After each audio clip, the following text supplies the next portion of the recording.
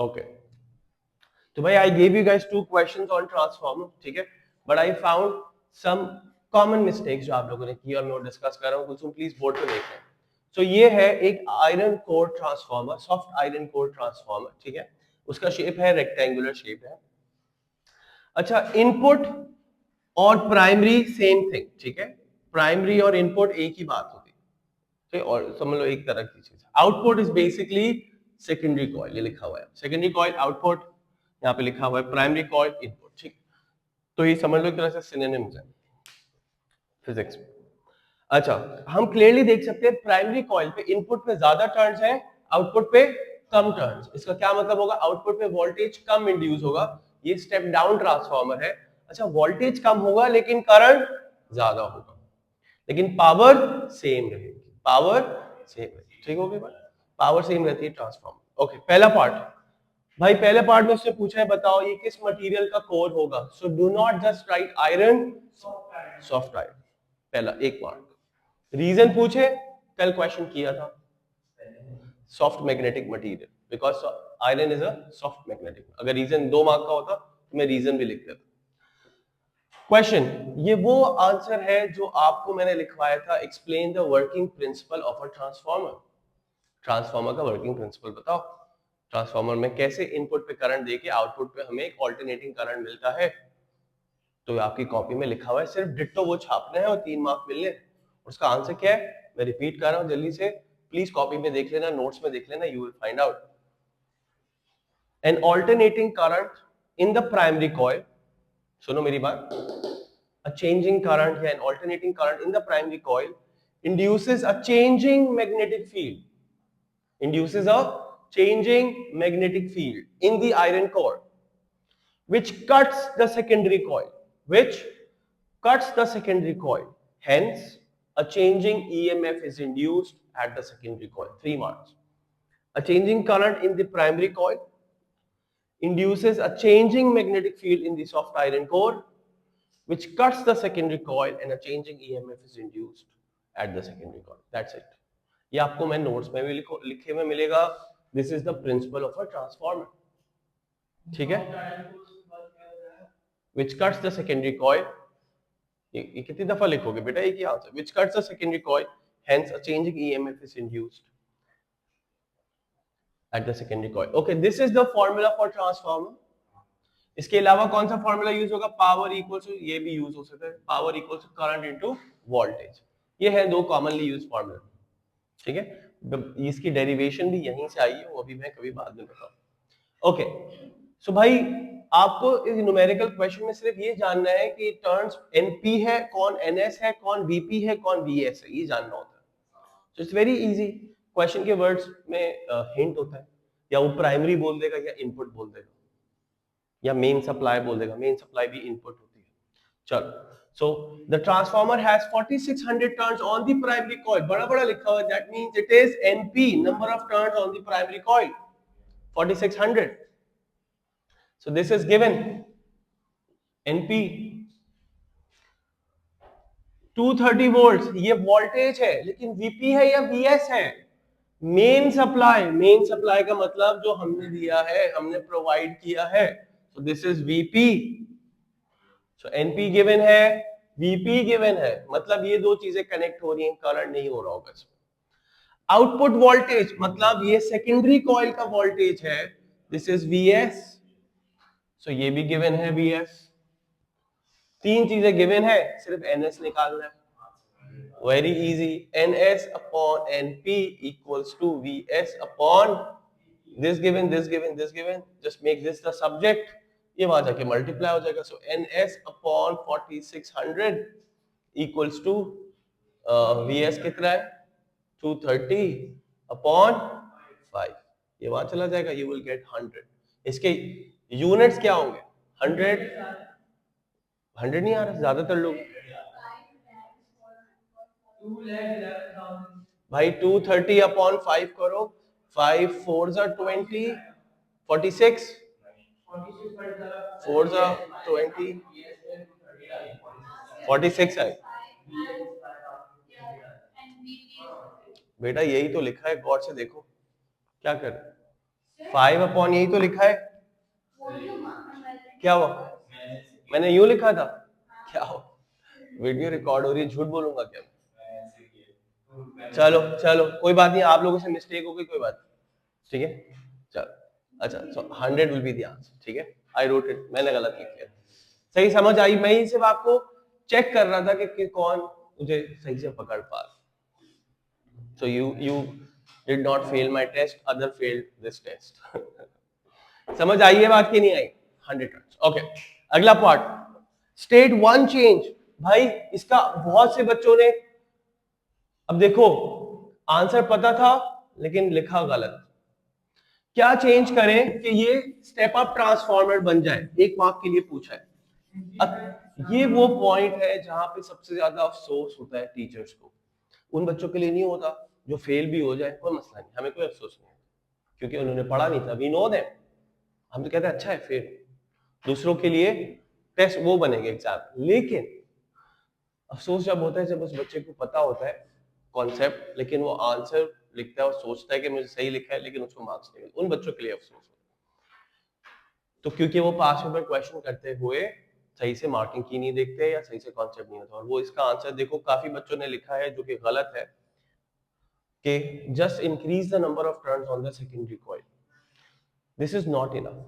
Primary पे 4600 है, secondary पे 100 है, इंक्रीज करना is not enough. Let's say मैंने 100 से इंक्रीज करके 200 कर दिए, लेकिन प्राइमरी पे अभी भी ज्यादा है। So you should say increase the number of turns on the secondary coil such that it is greater than the primary coil, यानी कि there should be more turns on the secondary as compared to primary। या ये भी बोल सकते हो increase the turns on the secondary coil more than 4600 turns, make it more than 4600। या फिर अमल ने एक आंसर दिया था which is also fine, वो ये दिया था कि आप प्राइमरी कॉइल, प्राइमरी वाली साइड पे इनपुट देने के बजाय उनको स्वैप कर दो। क्या मतलब है ये देखो, गौर से देखो, आप इनपुट यहां प्रोवाइड कर दें और आउटपुट यहां से ले, just swap input and output, that's also, that will make this side the primary and that side the secondary. समझ आई बात? अगला क्वेश्चन,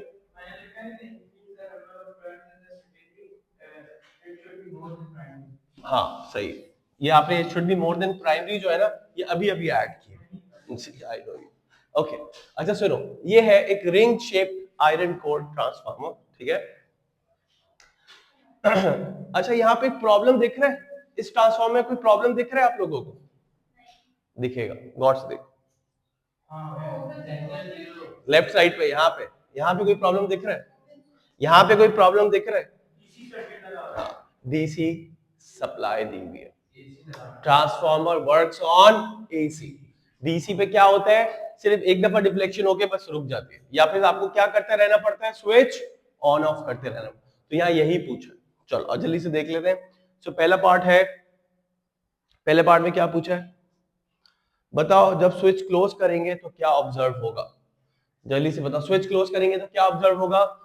एमीटर नीडल डिफ्लेक्ट करेगी momentarily in any one direction and will come back to zero. Yes और no? Yes और no? अगले part में पूछा है स्विच को if we left leave it close for a long time, अगर switch close रहेगा, हाँ मार्क्स कितने तो एक्सप्लेन भी करेंगे। स्विच क्लोज करने पे डिफ्लेक्ट क्यों करेगा उसका रीजन भी देना। तो आप क्या बोलोगे कि जैसे स्विच को क्लोज करेंगे, the current in the primary coil will induce a magnetic field in the iron core which cuts the secondary coil, hence an EMF is induced in the secondary coil। क्या यहाँ पे changing का word use करोगे? Will you say a changing current in the primary coil? तो देखो बिल्कुल लकीर के फकीर बनने की जरूरत नहीं है, you need to adapt, you need to mold your answer according to the question। So don't say a changing current in the primary coil, it's not changing, you will just say as the switch is closed, a current in the primary coil induces a magnetic field, not changing magnetic field in the core, which cuts the secondary coil, hence an EMF is induced in the secondary coil and the ammeter needle deflects। Understood?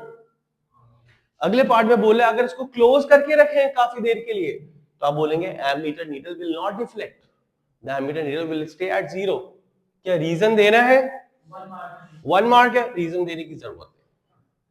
एक से भाई अच्छा मैं क्या कहता हूँ, just be on the safe side, दे दो ना रीजन। रीजन क्या दोगे? There is no change in the magnetic field lines cutting the coil, hence no EMF is induced. Understood? Last part में क्या बोला है? स्विच ओपन करेंगे तो क्या होगा ये बताएंगी Amna. Amna, when we open the switch what will happen? Will the needle deflect again? Yes. What will be different this time? Will you just say the needle deflects again momentarily, or there will be? नहीं, needle की deflection में एक फर्क होगा। क्या ज्यादा deflect होगी या ऑपोजिट डायरेक्शन में डिफ्लेक्ट होगी? Opposite. So you should mention this. The needle when you open the switch, please क्यों भूल रहे हो? The needle deflects in the opposite direction momentarily. क्या रीजन देना है? यस। क्या रीजन देना है? यस। Why yes? मार्क्स 2। तो दे दो, बोलो। There is a change in the number of field, yeah, the field lines cut in the opposite direction, ये भी बोल सकते, the field lines cut in the opposite direction। चलो ये दो क्वेश्चन हो गए खत्म। ये मैं आपको बता दूंगा बाद में, ठीक है? अभी मैं can I give this worksheet to you? Yes, you can take it from Sir Umair, okay? जाते हुए सर उमैर को से ये दोनों एक एक ले लेना और फिर मैं आपको ईयर्स का बता दूंगा। चलो ओके, लेट्स मूव ऑन। अब हमें दो चीजें करनी है। वन इज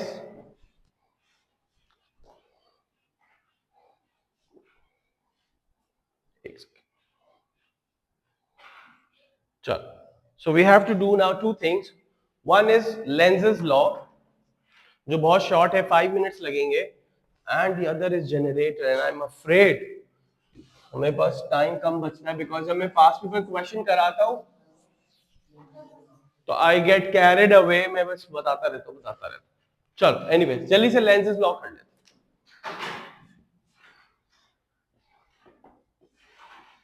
तो भाई फैराडे का कजन, लेट्स से कजन था, वैसे था नहीं, एग्जांपल मैं ऐसे बोलता हूँ, रिश्तेदार था लेंस, लेंसेज लॉ। और इसकी स्टेटमेंट सिलेबस का पार्ट है, इसलिए मैं इसको स्टार बनाया हूं, आपके नोट्स में आपको मिलेगी। मतलब you will have to state the statement of Lenz's law in your examination। आपको पूछा जाएगा, एग्जामिनर सिंपली बोल देगा स्टेट Lenz's law, और जब मुश्किल क्वेश्चन होगा बोलेगा बता how Lenz's law is applied in this situation। that's a difficult question, ठीक है? but easy question is state Lenz's law। 2 mark की स्टेटमेंट है, चुपचाप लिख लो। स्टेटमेंट रट्टा लगाना मुश्किल है, मैं बता दूंगा क्या है। चलो अभी सुनो, पहले बात सुनो। कोई मैं 500 दफा ये बात बता चुका हूं कि करंट और magnetism can't live without each other, they are like Romeo Juliet, Heer Ranjha, right? एक होगा तो दूसरा भी होगा ही हो, किसी ना किसी form. So if there is current there has to be magnetism, if there is magnetism there has to be current, mostly, है ना? मैग्नेट से करंट बनता है, करंट से मैग्नेटिज्म बनता है। What is this called? This is called electromagnetism. This is called electromagnetic induction। Anyways, इस पे काफी बात हो गई है, लेकिन मेरी बात सुनो गौर से। अब मैं यहाँ पे कुछ सिचुएशन बता रहा हूँ जो लेंस ने सोची। लेंस भी बहुत फारिग आदमी था, उसने क्या सोचा, प्लीज गौर से सुनिए।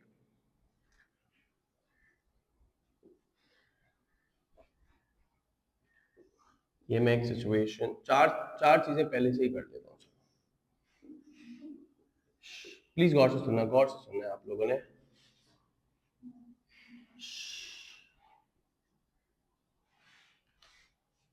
बहुत ही बड़ी डायग्राम बन गई है। चलो इसी पे चारों सिचुएशंस बता दो। अब सुनो। सो यार फैराडे ने क्या बताया था, पहले वो बात कर लेते।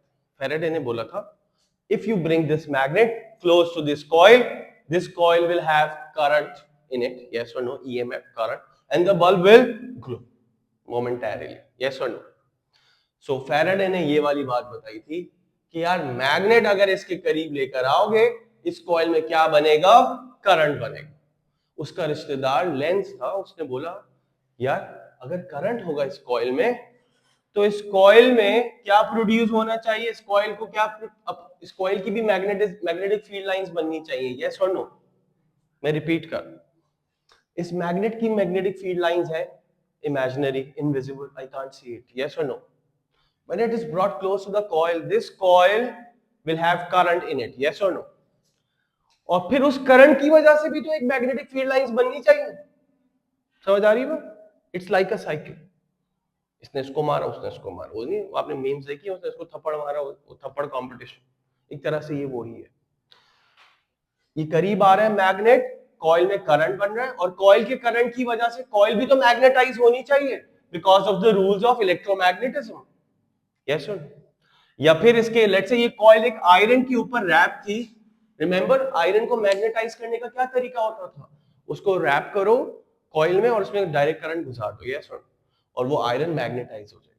तो लेंज ने बोला कि यार ये जो साइकिल है, मैग्नेट से करंट बनेगा और इस करंट से ये कॉइल भी मैग्नेटाइज होगी, उसका कौन सा एंड नॉर्थ पोल बनेगा और कौन सा एंड साउथ पोल बनेगा, ये बात किसने बताई?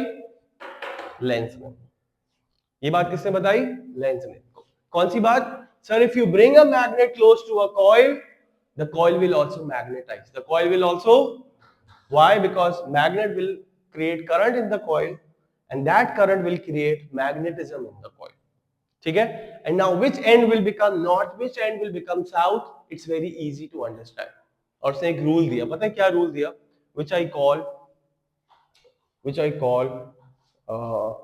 how do I say it,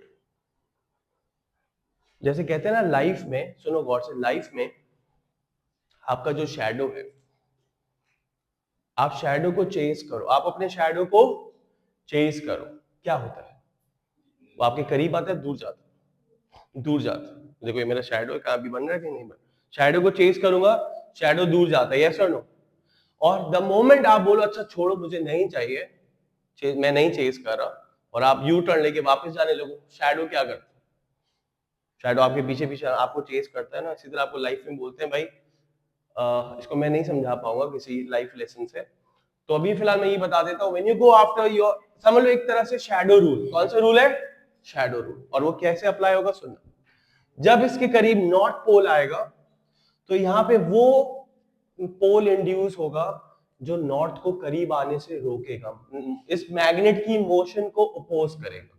lens ने क्या बताया? ऐसा पोल इंड्यूस होगा जो इस मैग्नेट की मोशन को, मूवमेंट को अपोज करेगा। तो मुझे एक बात बताओ, नॉर्थ करीब आ रहा है तो उसको रोकने के लिए कौन सा पोल बनना चाहिए ताकि नॉर्थ करीब ना आ सके, रिपेल हो? नॉर्थ बनना चाहिए। और यहां पे कौन सा पोल बनना चाहिए? South.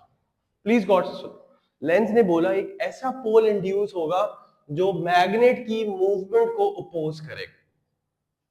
So if north is coming closer, it will try north करीब ना आए, तो उसके लिए कौन सा पोल इंड्यूस होगा? सेम पोल इंड्यूस होगा, because we know from the chapter magnetism, like poles repel each other, like poles and unlike poles attract. अब सोचो ये इसके करीब आ रहा है, ये आपके हाथ में मैग्नेट रखा हुआ है, and you are trying to bring it close to the coil, you will feel a force of repulsion in your hand, you will feel a, this is in accordance with Lenz's law. अच्छा अब सोचो, let's suppose ये बच्चा south pole करीब लेकर आ रहा है, if the south pole is coming closer to the coil, if the south pole is coming closer to the coil, this coil will magnetize, which pole will induce here such that the movement is opposed?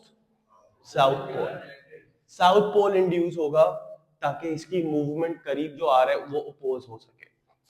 अच्छा सोचो ये south pole वापस दूर जा रहा है, if you are taking the south pole away from the coil, remember magnet दूर ले जाने से भी बिजली बनती है, अब कौन सा पोल इंड्यूस होगा यहाँ पर?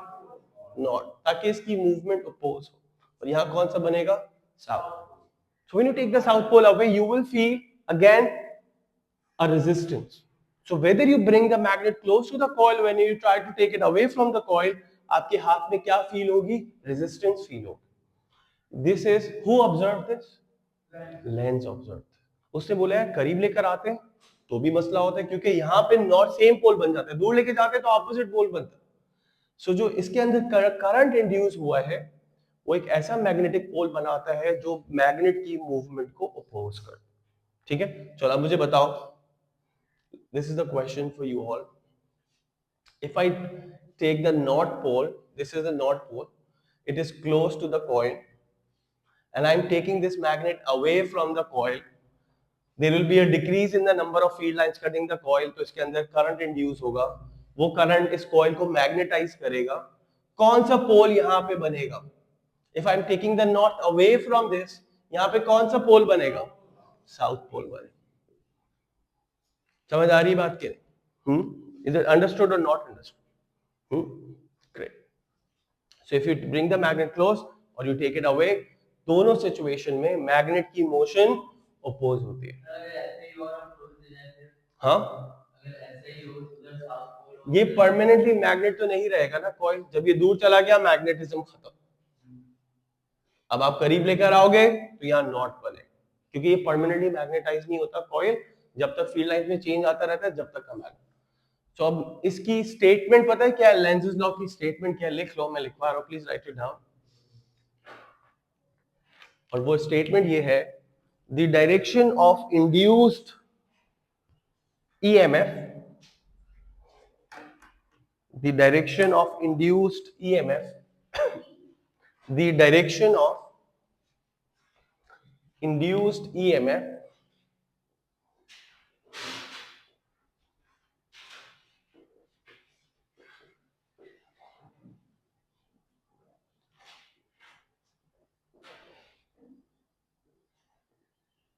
the direction of induced EMF for current in a coil is such that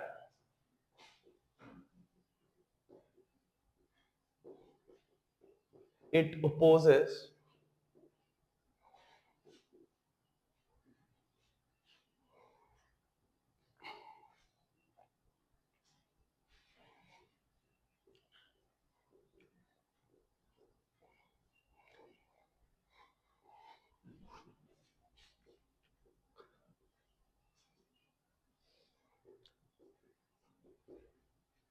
ये अपने क्रिएटर को ही अपोज करता है। कौन? इस कॉइल में जो करंट बना है, उस करंट बनने की वजह कौन है? Who is creating the current in the coil? This magnet. Yes और नो? इस कॉइल के अंदर करंट किसने क्रिएट किया है? इस मैग्नेट ने। तो ये अपने क्रिएटर को ही अपोज करता है। तो ये करंट ऐसा मैग्नेट बनाता है अपने अंदर जो इस क्रिएटर की मोशन को अपोज करे। करीब आ रहे हैं तो करीब नहीं आने देता, दूर जा रहे हैं तो दूर नहीं जाने देता, keeping it at a distance. Is it clear? You can call it friend zone. The magnet is friend zone also, at a distance. So you can also say this coil opposes the very change producing it. This coil के अंदर जो current है, वो जिस change की वजह से बन रहा था, ये उसी को अपोज करता है। ये मैग्नेट को ही अपोज करता है। मैग्नेट का जो आना जाना, जो इसका चेंज था, उसी को अपोज करता है। So क्या ये स्टेटमेंट याद रहेगी? You have to memorize this statement. The direction of induced current in the coil is such that it opposes the very change which is producing it. So this is the change which is producing. So अपने creator को ही oppose करता है। तो इसका एक exam में question आता है बहुत रिपीटेड, मैं वो आपसे पूछूंगा। लेट्स से आप लोगों को वो समझ आता है कि नहीं, और वो ये है, प्लीज गौर से देखना। ये एक बड़ी सी कॉइल है, बहुत गौर से सुनना है इसको। और यहां पर एक एमीटर नीडल है, सेंटर 0 एमीटर है, एंड मैं यहां से एक मैग्नेट ड्रॉप करने वाला हूं। प्लीज गौर से सुनिएगा सब लोग। This north pole is approaching the coil. शुरू में when the magnet was very far away, how many field lines were cutting this coil? 0 field lines were cutting this coil. As the north pole approaches, let's say 2 magnetic field lines are now cutting the coil. Will there be any EMF induced in the coil?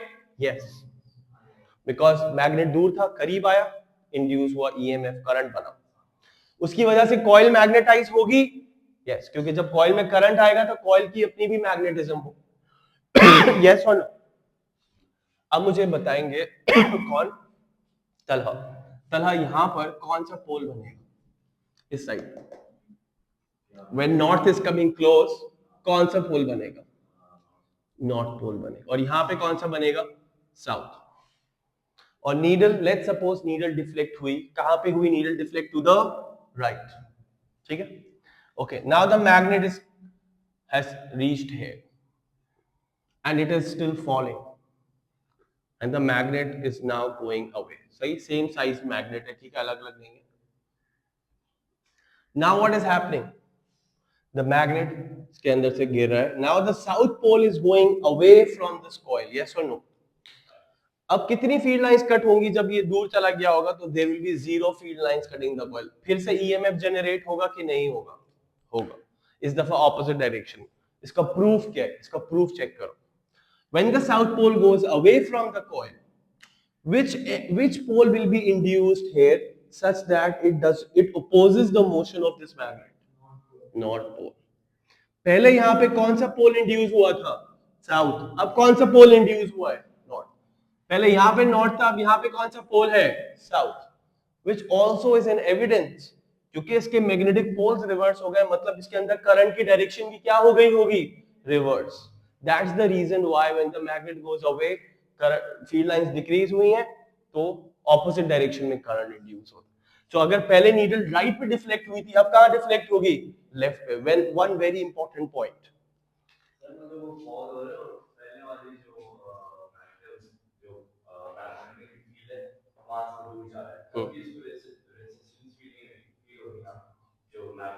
हाँ, resistance of feel होगी obviously, बिल्कुल। तो इसका इसका है ना एक बहुत अच्छा एक्सपेरिमेंट है, इसका एक बहुत अच्छा, पता है क्या एक्सपेरिमेंट? प्लीज गौर से सुनो, सुनो सुनो, गौर से सुनो। कि इस मैग्नेट की मोशन को रेजिस्टेंस फील होती है, अपोजिशन फील होती है, लेंथ। इसका बहुत ही अच्छा यूट्यूब पे एक्सपेरिमेंट है, मुझे याद दिलाना, या तो मैं वीडियो शेयर कर लूंगा, खुद ढूंढ लेना। और वो ये है, ये एक मैग्नेट है, इसको आप ऐसे ड्रॉप करो, ये चेक करो, प्लीज गौर से देखो, इस मैग्नेट को ऐसे ड्रॉप करो, यू विल नोटिस ये एक एक्सेलरेशन से नीचे जाता है, स्पीड बढ़ती रहती है। लेट्स सपोज ये 2 सेकंड में फॉल हुआ। कितने सेकंड में फॉल हुआ यहां से यहां तक? 2 seconds. Do the same thing, same magnet, but now pass it through the coil, pass it through the middle of a coil. Let's say नहीं टूटा ना, महंगा वाला खरीदा है, ठीक है। Now if you drop it, it will take more than the time it fell without the coil. Why? Lenz's law is in action. Because according to Lenz's law, when it was approaching, it will feel a repulsion because north and north. So it will slow down, slow down. And when it was even going out from the coil, it was feeling an attraction.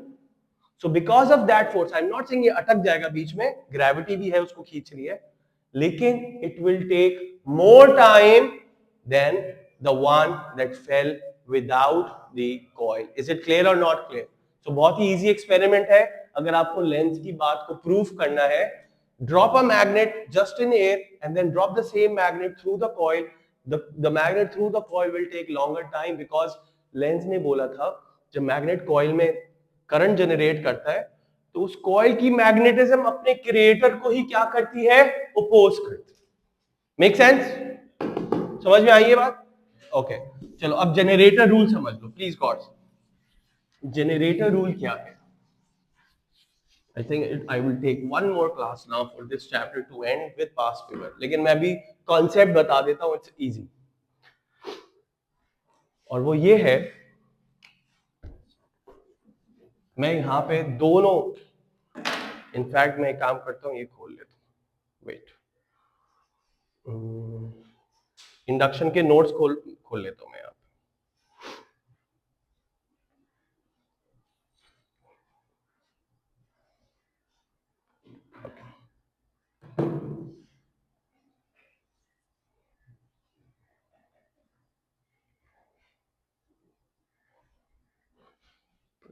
On करते हैं। How much time do we have? 15 minutes. We have 15 minutes. 15.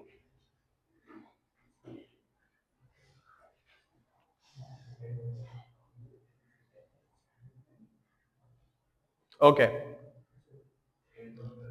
ये नीचे क्यों drop हो गया एकदम?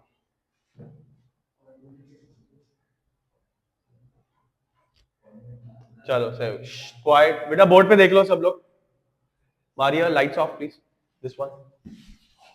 Okay, अब देखो, please understand the difference between motor effect and generator effect. नहीं, बिस्किट नहीं चाहिए, बस सही खाली चाहिए. Difference between motor effect and generator effect, they are almost the same. थोड़ा सा बात ऑपोजिट है, और वो क्या बात है प्लीज गौर से सुनो. लेफ्ट साइड पे you can see motor effect, right side पे you can see generator effect. दोनों में क्या चीजें कॉमन है? एक external magnet, north pole south pole. Generator effect में भी नॉर्थ पोल साउथ पोल. इसमें भी there is a wire in the middle, इसमें भी there is a wire in the middle. Let's recap. यहां पे क्या होता था, ये हम पढ़ चुके हैं कौन से चैप्टर में? इलेक्ट्रोमैग्नेटिज्म में. जैसे ही इस वायर में मैं करंट पास करता था, तो इस वायर पे क्या फील होती थी? फोर्स. और उसका रीजन बहुत दफा पढ़ चुके हैं. इस करंट कैरिंग वायर की एक मैग्नेटिक फील्ड और एक एक्सटर्नल मैग्नेटिक फील्ड आपस में इंटरैक्ट करती थी, hence force was experienced on the wire. How did we find the direction of that force? Fleming's left hand rule. This was force, this was magnetic field going towards south pole like this, and this was current. So if we are providing current downwards in the wire used to come out of the board. Yes or no? So क्या होता था? Magnet, ये motor effect कहलाता है. When the wire experienced a force because we provided current. अब जरा गौर से सुनना प्लीज. इसमें हमने क्या क्या प्रोवाइड किया? इनपुट क्या था और आउटपुट क्या था? बताओ Ayaan, what was input in this situation? What things did we provide Ayaan? हमने एक्सटर्नल मैग्नेटिक फील्ड, यानी कि ये इंडेक्स फिंगर मैग्नेटिक फील्ड हमने प्रोवाइड किया. और हमने क्या प्रोवाइड किया? फोर्स या करंट? करंट हमने प्रोवाइड किया या फोर्स? करंट हमने प्रोवाइड किया, करंट. ये दो चीजें इनपुट है. What did we get in the output? Force.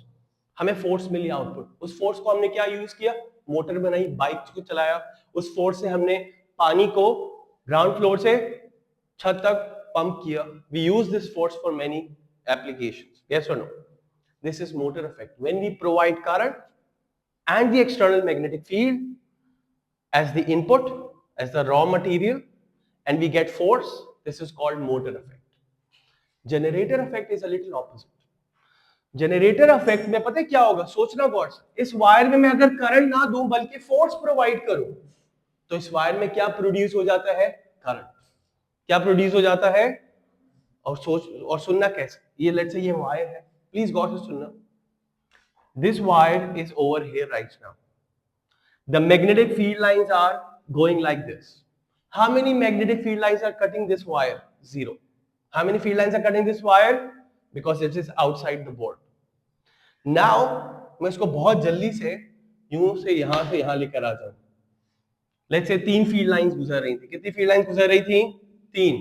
जब ये वायर बाहर था, कितनी फील्ड लाइंस कट कर रही हैं इस वायर को? 0. अब कितनी कट कर रही हैं? 3.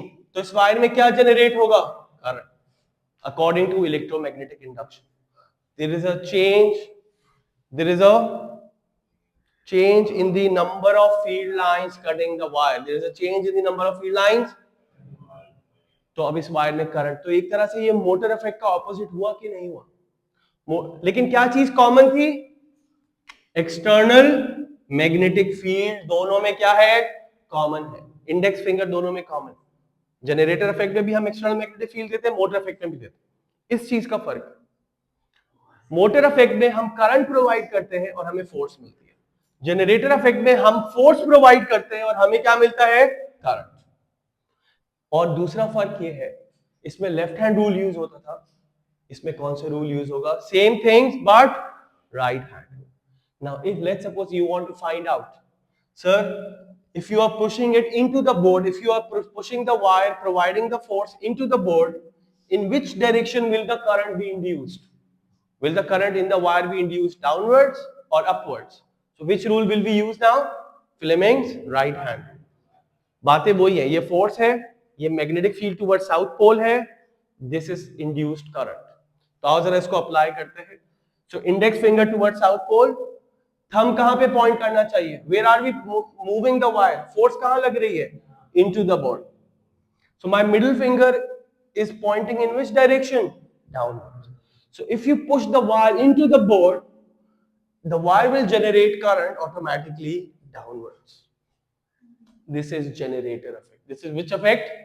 Opposite of motor effect. तो क्या दो फर्क है मोटर में और जनरेटर में? मोटर इफेक्ट में हम करंट प्रोवाइड करते हैं, हमें फोर्स मिलती है, पहला फर्क. और यहाँ पे उलट है, यहाँ पे हम फोर्स प्रोवाइड करते हैं और हमें क्या मिलता है? करंट. दूसरा फर्क, मोटर इफेक्ट में हम लेफ्ट हैंड रूल यूज करते हैं और जनरेटर इफेक्ट में हम Fleming's right hand rule use करते हैं. क्या चीज कॉमन है? Amna, what is common in both the effects? External magnetic field has to be provided in motor effect also, in generator effect also. So just by looking at the diagram you can't tell examiner motor effect के बारे में सवाल कर रहे हैं generator effect के बारे में. You'll have to see have we provided current or are we getting current by providing force. Is it clear? तो इसलिए मैंने इन दोनों को आपके नोट्स में you will find एक कॉलम बनाया है और यहाँ पे ये फर्क लिख लिया है. तो आओ जरा इसको एक दफा पढ़ लो, एक दफा पढ़ लो जल्दी से. क्या लिखा हुआ है पढ़ो. इसमें प्रोवाइडेड क्या क्या होता है मोटर इफेक्ट में? External magnetic field. और क्या प्रोवाइडेड होता है? करंट. और हमें आउटपुट पे क्या मिलता है मोटर इफेक्ट में? फोर्स. और इसमें क्या प्रोवाइडेड होता है? External magnetic field and force. और हमें आउटपुट पे क्या मिलता है? करंट. Same diagram. और क्या है इसमें? Fleming's right hand rule use होता है, इसमें Fleming's left hand. This is called motor effect. This is called. अच्छा, अब एक और बात, और वो बात ये है, अब इस डायग्राम को गौर से देखो, और वो ये है, प्लीज गौर से सुनना. 3 field lines. How many field lines I've drawn? 3. When the wire was out of the board, how many field lines were cutting the wire? How many? 0. I have pushed the wire into the board. Now how many field lines are cutting the wire? 3. Will there be current in the wire? Is this generator effect, motor effect? How do we know the direction of current in the wire? Fleming's right hand rule. Which two things are we going to align ourselves? Thumb and index finger. And the middle finger, whichever direction it comes, वो है direction of current. यहाँ पे बात है. Now let's suppose मैं ये दीवार तोड़ दूं और मैं इस वायर को दीवार के उस तरफ ले जाऊं, वो वाले रूम में. How many field lines will now be cutting the wire? 0. Very good. How many field lines? 0. Will there be current? Yes. Will there be current generated again? Yes. जब ये वायर यहाँ इस रूम में था 0 field lines, board पर आया 3, current induce हुआ कि नहीं हुआ? थोड़ी देर के लिए वायर को रहने दिया, करंट इंड्यूस था कि खत्म हो गया था? खत्म हो गया. अब इस वायर को मैं वहां ले गया हूं, करंट इंड्यूस होगा कि नहीं होगा? होगा. सेकेंड क्वेश्चन, सेकेंड सिचुएशन, बस इसके बाद एंड कर. The wire is over here. ठीक है, ये आंसर पता है कौन करेंगे? आप. This wire is over here Maria right now and I have moved it to the right. I have moved it to the right. This is the new location of the wire. Maria, very very carefully answer. Will there be current induced in the wire? I moved the wire. देखो force लगाने पे current मिलता था right? तो मैंने into the board force लगाया, current मिला. Out of the board force लगाऊंगा, फिर करंट मिलेगा. What about right or left? If I move the wire to the right or to the left, will there be current in the wire? Induced, yes or no? Yes. चला. क्या बोला तुमने? समझ नहीं आया. You just यार ये मैं एक कॉल पिक करनी. चलो जल्दी से बता दो. Then I'll pick the call. Will there be current induced? Yes or no? Yes. Amna. Ayan. Abdul Rahman. आप बताओ. रीजन नहीं पूछा. Yes or no? No. Answer is no. Reason कौन बताएगा? अयान रीजन बताओ. वेरी गुड बेटा, जब वायर यहाँ पे था, how many field lines were cutting? 3.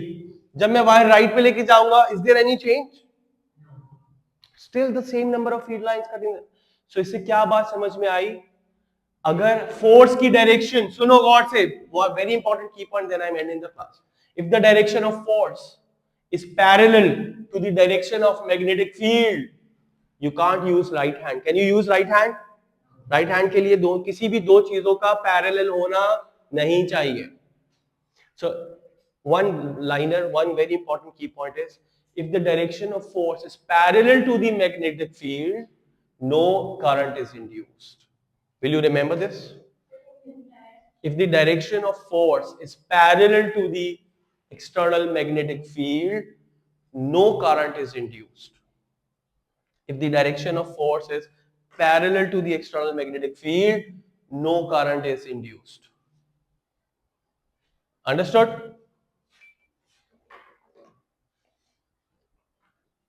So I hope आपको जनरेटर इफेक्ट समझ में आ गया है. अब इसको सिर्फ अप्लाई करना है हमें ऑन अ जनरेटर. अब now tell me, I'm ending the मैं वीडियो एंड कर दूं, then we'll discuss when should we keep the class in the middle of the week. Okay?